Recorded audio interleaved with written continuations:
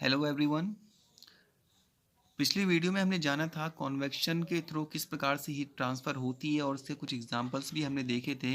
उन्हीं में से एक एग्जांपल है हमारे पास ट्रेड विंड्स, जिसमें कॉन्वेक्शन प्रोसेस के थ्रू आपका हीट ट्रांसफ़र होती है। ठीक है, तो देखें ट्रेड विंड्स क्या होती हैं। When the earth surface near the equator gets heated by the sun, equator के पास जो अर्थ सरफेस होता है वो सन की वजह से क्या हुए रहता है, गर्म हुए रहता है। The air in contact with the earth gets heated and consequently it rises up.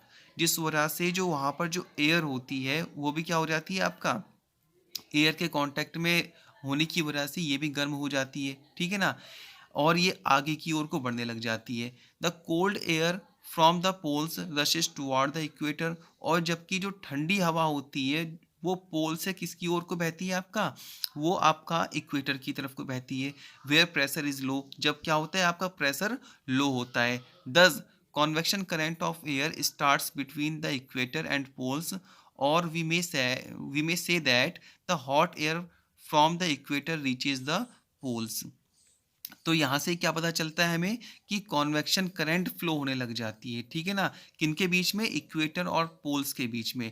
आपका इक्वेटर से जो है आपका गर्म हवा पोल्स की ओर को फ्लो होती है। ठीक है, और जबकि पोल से इक्वेटर की ओर को क्या होती है, आपका ठंडी हवा बहना स्टार्ट होती है। ठीक है, वेयर इट कूल्स एंड जब ये ठंडी होती है तब again descends towards the equator, तब ये दोबारा से क्या होता है, आपका इक्वेटर की ओर को बहना स्टार्ट हो जाती हैं।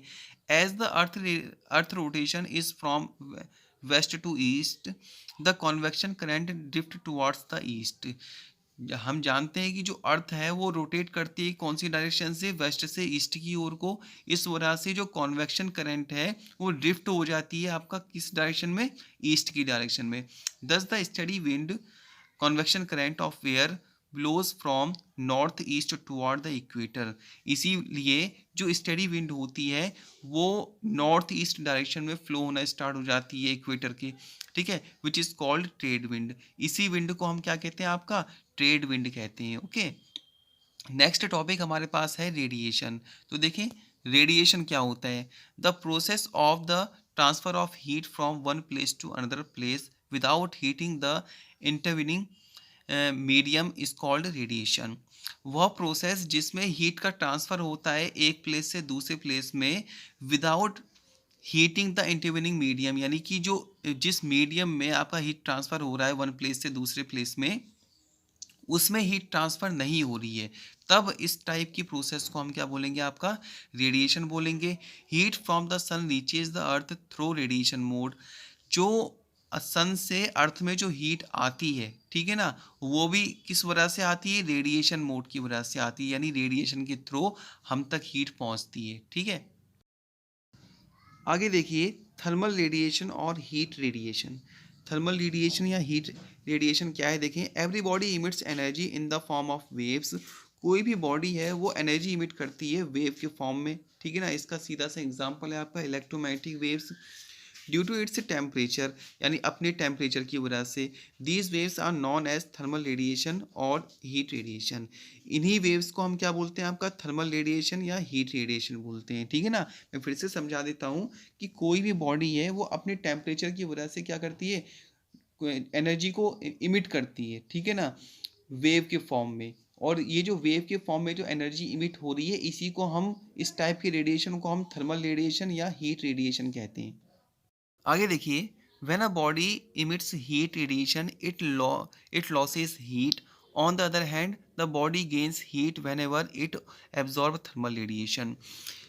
जब कोई बॉडी हीट को इमिट करती है, अपनी बॉडी में से हीट रिलीज करती है, उस टाइम पर क्या होता है, जो हीट रेडिएशन होता है उसकी वजह से हीट लॉस होता है। ठीक है, जबकि कोई बॉडी हीट गेन कर रही होती है, उस टाइम पर थर्मल रेडिएशन को एब्जॉर्ब किया जाता है। Thermal radiation have wavelength ranging from 8 × 10⁻⁷ metre to 4 × 10⁻⁴मीटर। ये जो थर्मल रेडिएशन है इसकी वेवलेंथ रेंज होती है आपका 8 × 10⁻⁷ मीटर से 4 × 10⁻⁴ मीटर के बीच में। This wavelength range lies in the infrared reason of electromagnetic spectrum. ये जो वेवलेंथ रेंज है ये इलेक्ट्रोमैग्नेटिक स्पेक्ट्रम में किस में लाई करती है, आपका इंफ्रारेड रीजन में लाई करती है।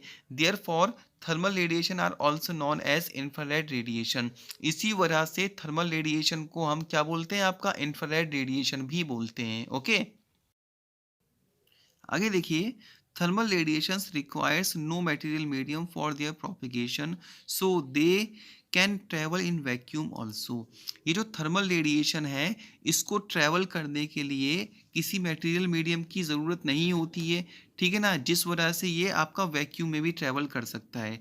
दे travel with speed of light, ये स्पीड ऑफ लाइट के साथ ट्रैवल करता है। दे ट्रैवल इन स्ट्रेट लाइन्स, ये स्ट्रेट लाइन में ट्रैवल करता है। They can be reflected and refracted like light waves, ये लाइट वेव्स की तरह आपका इसका रिफ्लेक्शन भी हो सकता है और रिफ्रैक्शन भी हो सकता है। They do not affect the intervening medium through which they pass, ये इंटरवेनिंग मीडियम में किसी प्रकार का इफेक्ट नहीं डालते हैं, ठीक है ना, ये सिर्फ आपका प्रोपिगेशन होता है और इंटरवेनिंग मीडियम में इसका कुछ भी इफेक्ट नहीं पड़ता है। ओके, सो आज की वीडियो में बस इतना ही, मिलते हैं अगली वीडियो में एक नए टॉपिक के साथ। Thank you so much.